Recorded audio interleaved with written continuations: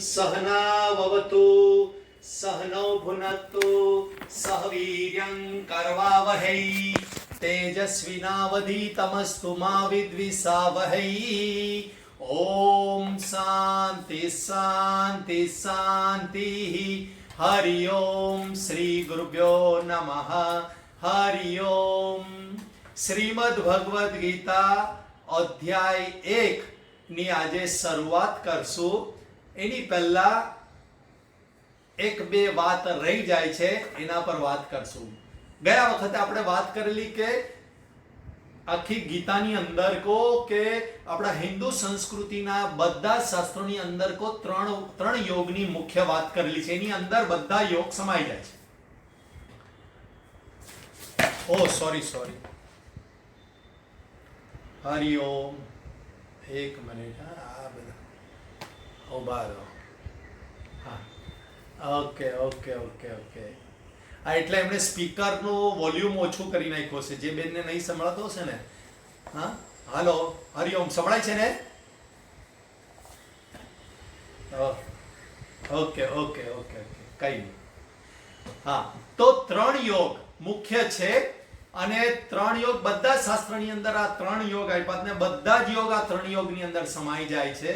તો આ ત્રણ યોગની પ્રાપ્તિ કેવી રીતે? તો કે કર્મ યોગની પ્રાપ્તિ માટે ત્રણેય શરીરને સંસારની સેવામાં લગાડી દેવાનું।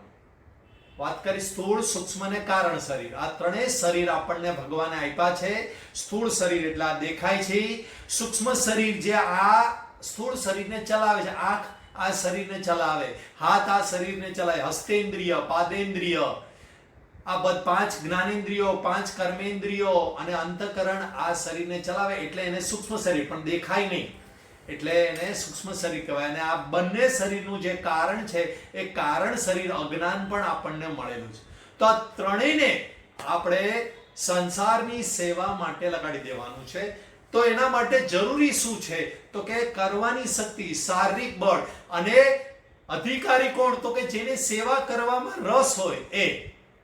હવે જ્ઞાન યોગ, જ્ઞાન યોગમાં કેવી રીતે જ્ઞાન યોગ? તો ત્રણેયથી અસંગ થવાનું, એને જ્ઞાન યોગ કહેવાય। તેના માટે શું જરૂરી છે?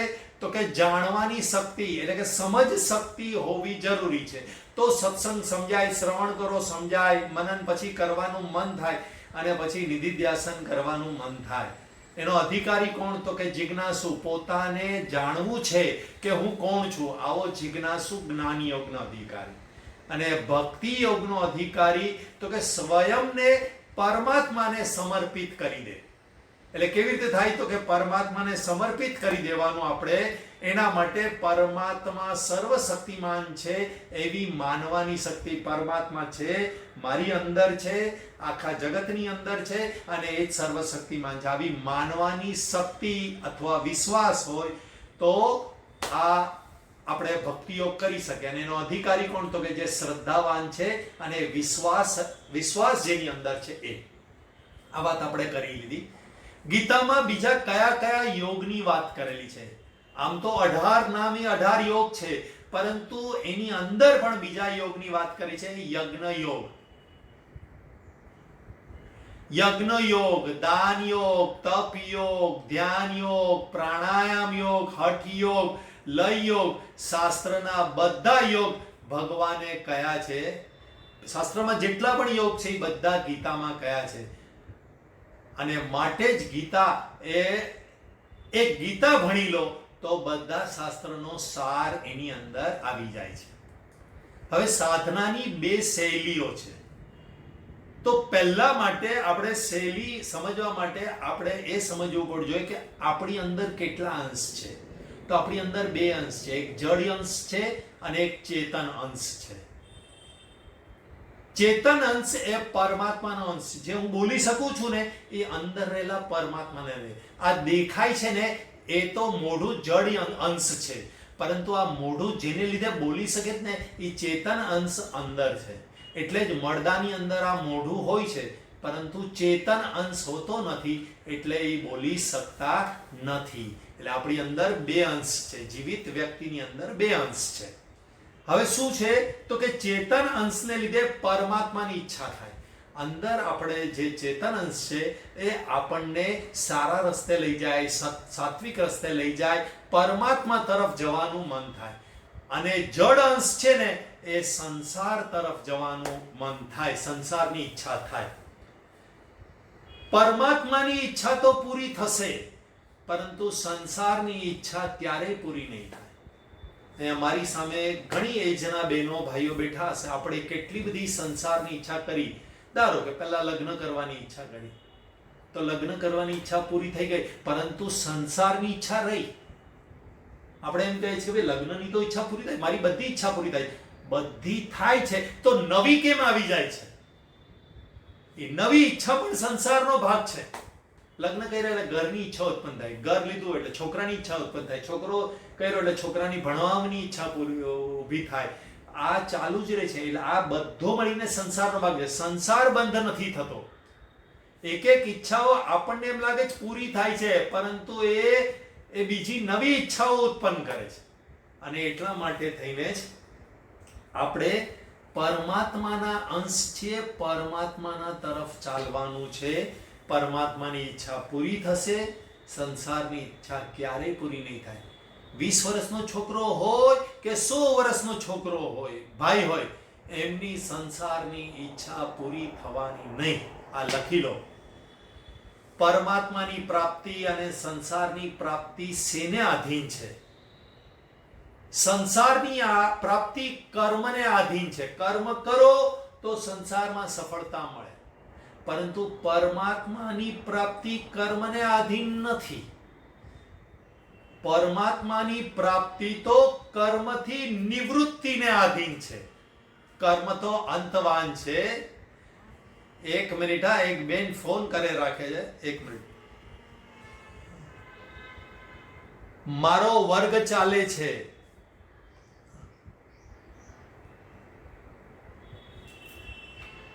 હા, એટલે સંસારની પ્રાપ્તિ કર્મને આધીન છે અને પરમાત્માની આ પ્રાપ્તિ એ સ્વયંને આધીન છે. કર્મથી નિવૃત્તિ, અસંગ શસ્ત્રેણ દ્રઢેન છિત્વા. અસંગતા થતા આપણે જે સ્વરૂપમાં છે એ સ્વરૂપમાં સ્થિતિ થઈ જાય. એટલે બે સાધનની શૈલી છે, એટલે કે બે પ્રકારની. એક તો કર્ણ સાપેક્ષ, એટલે કે સંસાર માટે કરણ જોઈએ. કરણ એટલે સાધન.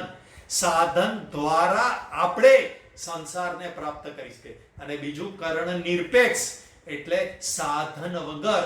કરણ નિરપેક્ષ, કરણ એટલે સાધન, સાધન નિરપેક્ષ, નિરપેક્ષ એટલે અપેક્ષા વગર. પરમાત્માની પ્રાપ્તિ માટે કોઈ વસ્તુની અપેક્ષા નથી. હું છું કે નહીં જાણવા માટે શેની અપેક્ષા છે? ચલો, પત્ની કે તો જ હું છું, પુત્ર કે તો જ હું છું? નહીં, હું છું, બીજું બોલતું. એટલે હું છું. મારા અસ્તિત્વની જાણકારી માટે કોઈ પણ સાધનની જરૂર નથી. બસ એવી જ રીતે આપણે એકચ્યુઅલી જે છીએ અંદર ચેતન તત્વ, એની પણ જાણકારી આવી રીતે જ પ્રાપ્ત થાય. હવે આજે જન્માષ્ટમી છે. જન્માષ્ટમીને દિવસે ગીતાનો પહેલો અધ્યાયનો પહેલો શ્લોક આપણે શરૂ કરીએ છીએ. એક્ઝેક્ટ સુંદર દિવસે અત્યાર સુધી ગીતાનો સાર, અલગ અલગ રીતે ગીતાની શૈલીઓ, ઉપોદ્ઘાત ભાષ્ય, 18 અધ્યાયનો સાર, એ બધો જોયો. તો આપણે બધા ગીતાનો પહેલો અધ્યાયનો પહેલો શ્લોક બોલશું. ધૃતરાષ્ટ્ર ઉવાચ અથ પ્રથમોऽધ્યાય. ધૃતરાષ્ટ્ર ઉવાચ ધર્મક્ષેત્રે કુરુક્ષેત્રે સમવેત્તાયુયુત્સવઃ મામકાઃ પાંડવાશ્ચૈવ કિમ કુર્વર્ત સંજય. આ શ્લોકનો અર્થ એ પ્રમાણે છે કે હે સંજય, ધર્મભૂમિ એટલે કે કુરુક્ષેત્રમાં એકઠા થયેલા યુદ્ધના ઈચ્છુક મારા તથા પાંડુના પુત્રોએ શું કર્યું એ જણાવ. પહેલો જ શ્લોક પ્રશ્નના રૂપમાં છે, જાણવાની ઈચ્છાના રૂપમાં છે. એટલે પહેલું રહસ્ય ખબર પડે છે કે ગીતા કોને સંભળાવવી, તો કે જે જિજ્ઞાસુ હોય, જાણવાની ઈચ્છા વાળો હોય એને ગીતા સંભળાવતી. બીજું, અહીંયા ઘડી ધૃતરાષ્ટ્ર ઉવાચ, વેદ વ્યાસજીએ બહુ સુંદર ઊંડો વિચાર કરી અને ગીતાની શરૂઆત ધૃતરાષ્ટ્ર ઉવાચથી કરી. આમ તો ઘણા બધા પ્રસંગો આવ્યા હોય, પરંતુ ગીતા અહીંયાથી સ્ટાર્ટ થઈ છે એવું ભગવાને નથી કીધું, પરંતુ અહીંયાથી સ્ટાર્ટ થાય છે ગીતા ખરા અર્થમાં એવું વેદ વ્યાસજીએ કહ્યું છે. એટલે ધૃતરાષ્ટ્ર ઉવાચ, ધૃતરાષ્ટ્રનો અર્થ થાય છે ધૃતમ રાષ્ટ્ર ઇતિ ધૃતરાષ્ટ્ર, જેને રાષ્ટ્ર ધૂતી લીધું છે, છીનવી લીધું છે, એને કહેવાય ધૃતરાષ્ટ્ર.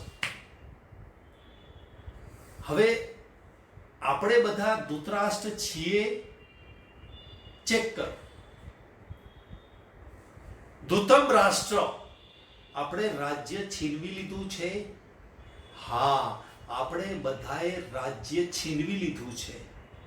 કયું રાજ્ય? સ્વરાજ્ય, સ્વરાજ્ય. આપણે આ શરીર ભગવાનની દેણ છે, ભગવાનની બક્ષિસ છે. ભગવાને આપણને ટેમ્પરરી ભાડા પર વાપરવા માટે આપ્યું છે અને આપણે આને મારું સમજી લીધું છે.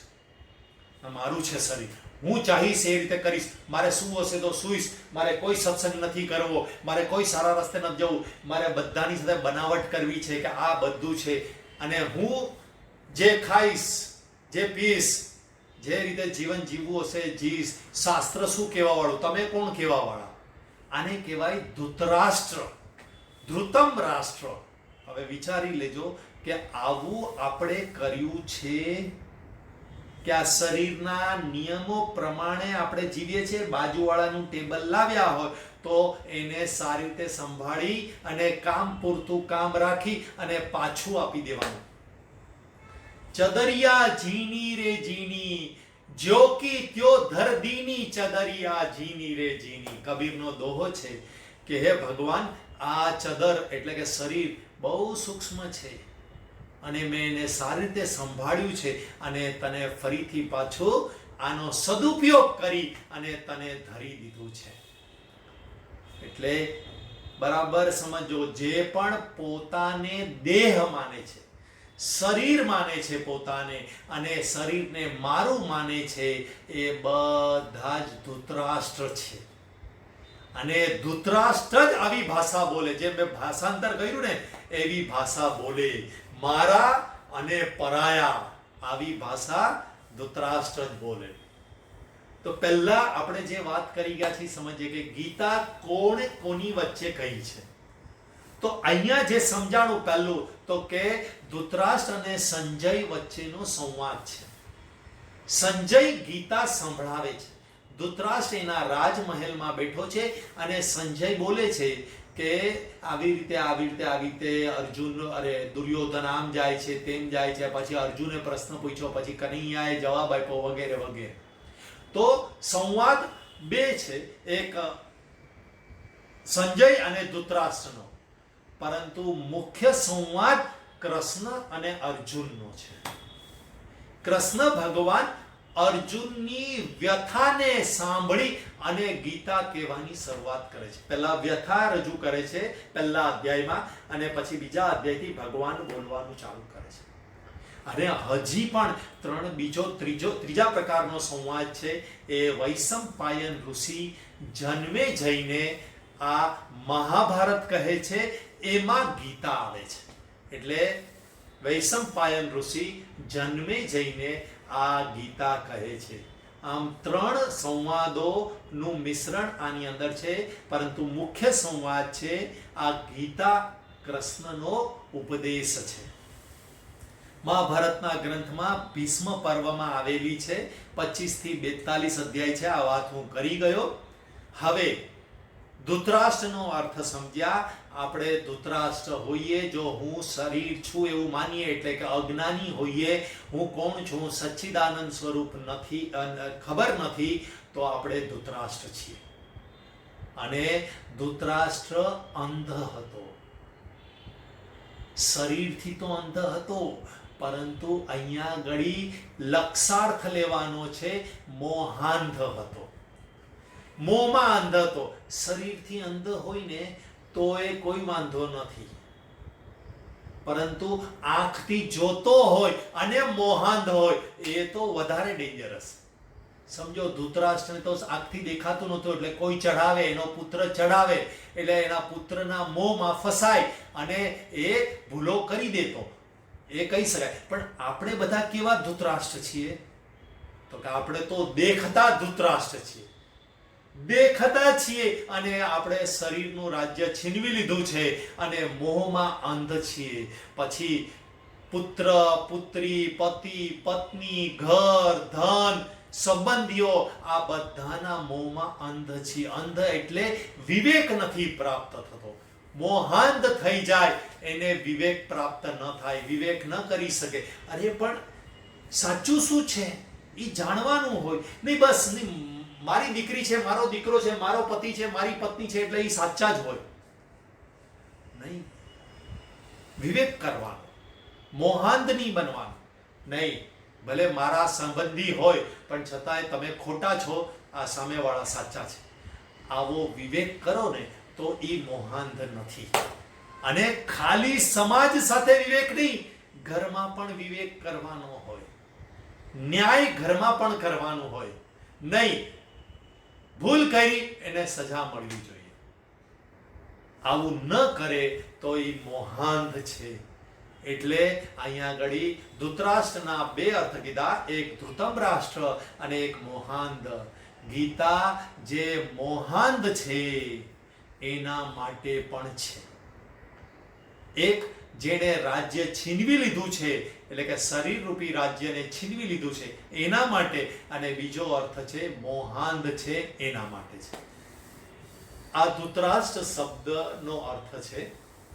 વેદવ્યાસજી આપણને બધાને સમજાવવા માંગે છે કે કળિયુગમાં સંસારમાં મોટે ભાગના લોકો આ બેથી પીડાતા હશે. એક શરીરને હું માનવા રૂપી, અને બીજું એને લીધે ઉત્પન્ન થતો મોહ. આ બેથી પીડાતા હશે.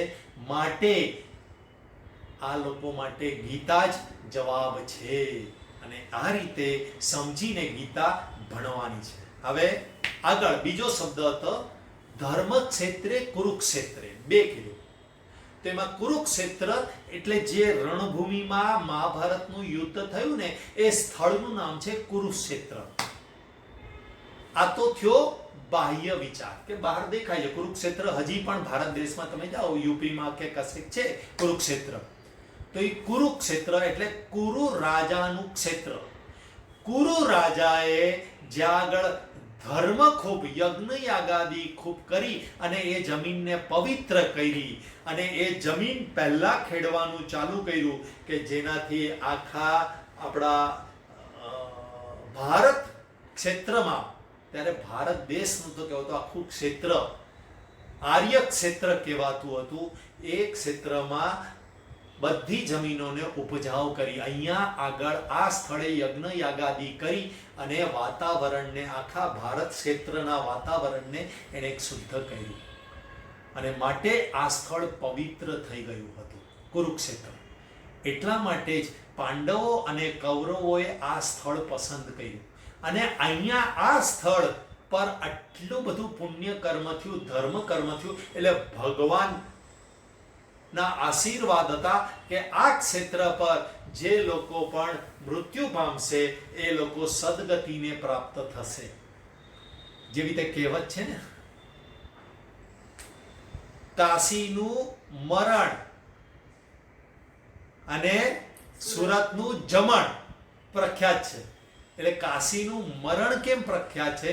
તો કે કાશીમાં ઘણા બધા આશ્રમો છે, અને કાશીમાં જઈને અંતે વૈદિક શાસ્ત્રો ભણવાના છે, અને વૈદિક શાસ્ત્ર ભણતા ભણતા જો મૃત્યુ આવી જાય તો છેલ્લો જે વિચાર હોય કે મારે પરમાત્માને પ્રાપ્ત કરવા, મારે પરમાત્માને પ્રાપ્ત કરવા, તો એની સદગતિ થાય.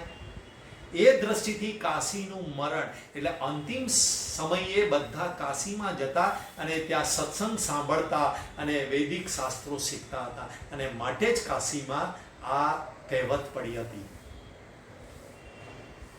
અહીંયા કુરુક્ષેત્રમાં પણ આ સ્થળ એટલે પસંદ કર્યું કે અહીંયા ઘડી જે સૈનિકો બંને પક્ષથી લડતા હતા એમનો તો કોઈ વાંક નહોતો. તો જો એમનું મૃત્યુ થાય તો અધોગતિ ન થાય, એ લોકો અમારા માટે લડી રહ્યા છે એવું કૌરવ અને પાંડવોને લાગ્યું. અમુક બાબતમાં બંને સંમત હતા અને વડીલોએ પણ કીધું તો કે વાત સાચી છે, આપણા માટે એ લોકો લડીને પોતાનો જાન આપવાના છે તો એમની સદગતિ તો થવી જ જોઈએ અને માટે જ કુરુક્ષેત્ર નક્કી કર્યું. હવે આ થયું વાર્તાનક એટલે કે સ્થૂળ અર્થ. કુરુક્ષેત્રનો લક્ષાર્થ એવું છે, કુરુ એટલે શરીર. આપણા શરીરને કુરુક્ષેત્ર, ક્ષેત્ર એટલે શરીર અને કુરુ એટલે કર્મનું ફળ, એટલે કર્મના ફળથી મળેલું આ શરીર ક્ષેત્ર એટલે એને કુરુક્ષેત્ર કહેવાય છે. કુરુ એટલે કરેલું, કુરુ કર્મૈવ તસ્માત્ ત્વમ, આવો શ્લોક છે અંદર ગીતામાં. તો શું કરવાનું છે? તો કે ધર્મ કરવાનો છે. ધર્મ સિવાય બીજું કઈ કરવા માટે આ નથી. એવું બાકી તો બીજું કરવાનું તો ખાવો પીવો ને મજા કરવાની હતી, તો એ તો કૂતરા બિલાડા ભેંસ દેવોની યોની આપી શકતા હતા ભગવાન. આ જે યોનીમાં ધર્મ કરવાનો છે અને માટે જ પહેલો શબ્દ મૂક્યો ધર્મ ક્ષેત્રે કુરુક્ષેત્રે. એટલે કુરુક્ષેત્ર ધર્મનું ક્ષેત્ર છે. ધર્મ કરવા માટે એક શરીર આપવામાં આવ્યું છે. એટલે અહીંયા ઘડી કુરુક્ષેત્ર એટલે ધર્મ ક્ષેત્ર. અહીંયા કુરુક્ષેત્રમાં દેવોએ પણ ખૂબ યજ્ઞ કર્યા હતા. કુરુ રાજાએ તપ કર્યો હતો અને બધાએ અહીંયા ઘડી ધ્યાન યજ્ઞ વગેરે કર્યા હતા. તો એવું જ આપણે આપણા શરીર દ્વારા શરીરની અંદર ધ્યાન કરવાનું છે, શરીર દ્વારા સેવાના કાર્યો કરવાના છે. હવે ધૃતરાષ્ટ્ર હોય ને એને જ આવી શંકા થાય.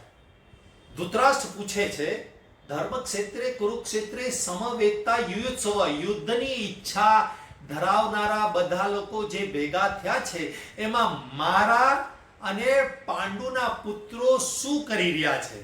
એટલે ધૃતરાષ્ટ્ર હોય જેણે શરીરને છીનવી લીધો, એટલે અહીંયા આગળ ધૃતરાષ્ટ્રનો એક અર્થ થાય છે અહંકાર. અહંકાર જ બોલે હું શરીર છું, અહમ. એટલે અહંકાર ને અહીંયા ધૃતરાષ્ટ્રની જગ્યાએ મૂકવાનો અને અહંકારમાંથી જ કૌરવો પેદા થાય, એટલે કે કુવિચારો પેદા થાય. એટલે કૌરવો એ કુવિચારનું પ્રતીક છે. એટલે આપણે જ્યારે મોહાંધ થઈ જઈશું, અહંકારમાં અંધ થઈ જઈશું, ત્યારે દ્વેષના, ઈર્ષાના, ઝઘડાના, બનાવટના આવા જ વિચારો આવે. જો અહંકારને ડાયલ્યુટ કરી નાખ્યો હશે, એટલે કે ધૃતરાષ્ટ્રને સમાવી દીધો હશે આપણી અંદરનાને, મોહાંધતાને સમાવી દીધી હશે, તો કુવિચાર નહીં આવે. કોઈને પાડી નાખવાના કે કોઈને લૂંટી લેવાના કે કોઈને હેરાન કરવાના વિચારો નહીં આવે. એટલે આ બધા લક્ષાર્થ છે ધૃતરાષ્ટ્રના પુત્રો કૌરવો. ધૃતરાષ્ટ્રમાંથી કૌરવો ઉત્પન્ન થાય. અહંકાર, મોહાંધતા અને હું શરીર છું એવું માનવાથી કુવિચાર જ ઉત્પન્ન થાય. કામ, ક્રોધ, લોભ, મોહ, મદ, મત્સર, ઈર્ષા, દ્વેષ વગેરે. એટલે આ વસ્તુ અહીંયા ઘડી સમજવાની છે. હવે આગળ સંસારમાં મોટે ભાગે 3 માટે લડાઈ થતી હોય છે અને ગુજરાતીમાં એના માટે કહેવત પણ છે. જર, જમીન અને જોરું, કજિયાના છોરું. જર, જમીન અને જોરું, કજિયાના છોરું. આ સંસાર, આખા સંસારમાં તમે જો અત્યારે પણ લડાઈઓ જે થાય છે, ભૂતકાળમાં પણ થઈ છે અને ભવિષ્યમાં પણ જે લડાઈઓ થશે આ 3 માટે થશે. જર એટલે ઝવેરાત, ધન, સંપત્તિ, આને જર કહેવાય.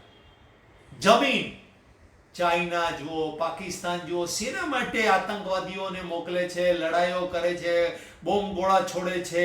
શા માટે રશિયા અને યુક્રેનની લડાઈ થાય છે? જમીન અને જોરું એટલે સ્ત્રી માટે થઈને લડાઈ થાય. બે ભાઈઓ નાનપણથી સુખેથી રહેતા હોય, પરંતુ લગ્ન થાય ને બંનેના એટલે લડાઈ થવા લાગે. કેમ?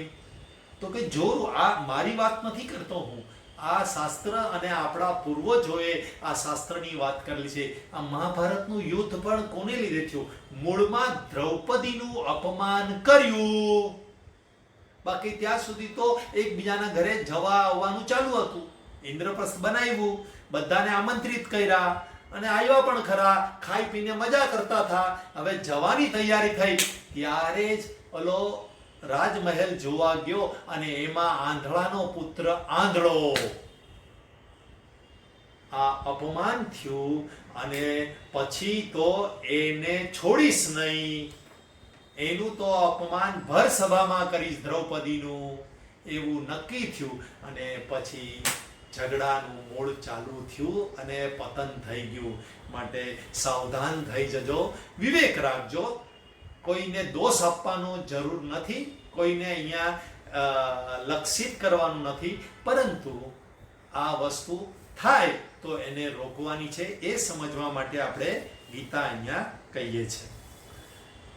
બાકીની વાત આપણે આવતા વખતે કરશું. ઓમ પૂર્ણમદ પૂર્ણમિદં પૂર્ણાત પૂર્ણમુદચ્યતે પૂર્ણસ્ય પૂર્ણમાદાય પૂર્ણમેવાવશિષ્યતે. ઓમ શાંતિ શાંતિ શાંતિ. હરિ ઓમ શ્રી ગુરુભ્યો નમઃ. હરિ ઓમ. બધાને જન્માષ્ટમીની શુભેચ્છા.